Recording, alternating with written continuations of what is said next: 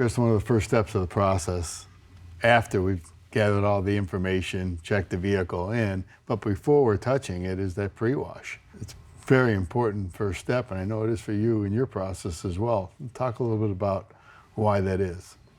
Yeah, no, we pre-wash every car, and it's not based upon the size of repair that we're doing. It could be a smaller repair or a larger repair. We approach it all with the same mentality. We want to make sure that it's free of any contaminants. We don't want to introduce them into our workplace, into our environment. We want to make sure it's ready to be worked on.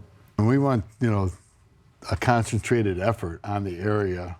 I mean, overall pre-wash, but a concentrated effort on the area that we're going to be working on. So depending on climates and different weather conditions and seasons, it could be full of salt, it could be full of mud. So we may be power washing some wheel wells out, that type of thing. And also, we'll do a decontaminant wash on it, which is going to clean that outer surface a bit so that color comes out, which is going to help in that color verification process down the road.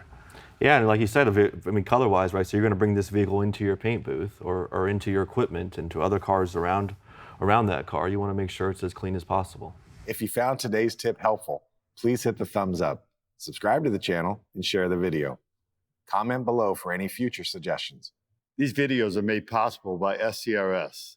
If you aren't currently a member, I encourage you to join. Visit scrs.com or use the link in the description below.